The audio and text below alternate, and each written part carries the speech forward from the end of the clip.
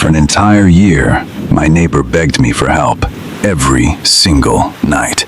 And I had no idea, not until a little boy and a toy xylophone told me the truth. By then, it was already too late. Let me take you back. I was younger, broke, fresh into adulthood with nothing but stubbornness and a small paycheck. I found an apartment downtown, ground floor of an old building, the kind of building that feels like it has a memory. Walls too thin, pipes that groaned at night, hallways that smelled like old wood and something else you could never quite identify. But the rent was cheap, and it was mine. The building was loud, but in that normal, human way. Somebody always arguing with their partner upstairs. Music bleeding through the ceiling on weekends. A dog barking somewhere down the hall at 3 in the morning. Normal sounds. Living sounds. I could sleep through all of it. But then, a few weeks after I moved in, something changed. It started small. The first night I heard it, I almost missed it completely. I was lying in bed, eyes closed, drifting off. Tap, tap, tap, tap, tap. I opened my eyes, stared at the ceiling, waited. It came again. Same pattern. Slow, quiet, almost gentle, coming from the wall right beside my bed, or maybe from above it. I could never quite tell. I thought, okay, neighbor upstairs, walking around in heels maybe, or moving furniture. But it wasn't that. It was too soft, too careful, like whoever was making the sound was trying not to be heard, but couldn't help it. The next night, it was there again. Same time, same pattern. And the night after that, and the night after that. Every single night, without exception, that same quiet, rhythmic tapping, coming through my wall, waiting for me every time I tried to sleep. I told myself it was nothing. I almost believed it. Weeks passed, then months. I thought about going upstairs maybe 100 times, knocking on the door, asking them to stop. But I always stopped myself. Because honestly, it wasn't that loud. I'm a light sleeper, always have been. I didn't want to be the weird neighbor complaining about a sound that most people probably couldn't even hear. So I ignored it.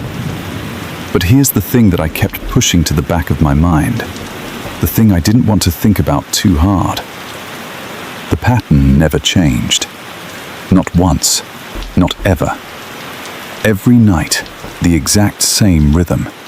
The exact same sequence. Repeated over and over. Slowly. Patiently. Like someone sending a message. I didn't let myself think about that. Not yet. About a year after I moved in, a friend called me. Said a pipe had burst in his apartment, flooded the whole floor. He had nowhere to stay while they sorted it out. Could he come over, him and his young son? Of course I said yes. It was actually a good afternoon, one of those rare ones. We were the kind of friends who didn't see each other enough anymore. He'd always been into music, even back when we were young. His son had brought a bag of toys, blocks, a little drum, some books, and a xylophone. One of those small rainbow-colored ones. The kind every child seemed to own at some point. We sat on the couch, talking, catching up. The boy playing quietly on the floor in front of us. It was peaceful. The first peaceful evening I'd had in that apartment in a long time. And then the boy picked up the xylophone. He tapped it once, twice, then the full pattern. Tap, tap, tap, tap, tap. My body went cold. I mean that literally. I felt the warmth drain out of me. I didn't move. I didn't breathe. I just sat there, completely frozen, listening to this small child play his toy in the exact same rhythm, the exact same pattern, note for note, beat for beat. The sound I had heard through my wall every single night for an entire year. I managed to ask, as calmly as I could, "Hey, buddy, what are you playing?" The boy looked up at me, completely innocent. Big eyes, tiny smile. "We learned it in school," he said. "It's called Morse code.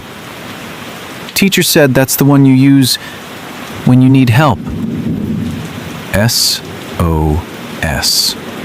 Someone had been tapping SOS through my wall every night for a year, and I had rolled over and gone to sleep. My friend left that evening with his son. I barely said goodbye properly. The moment they were gone, I went upstairs. I stood in front of the door directly above my bedroom. I knocked. Nothing. I knocked again, harder. Still nothing. I called the landlord. He checked his records at the door, said the unit had been vacant for over 6 weeks. The previous tenant had left without much notice. No forwarding address. No explanation. Just gone. He unlocked the door.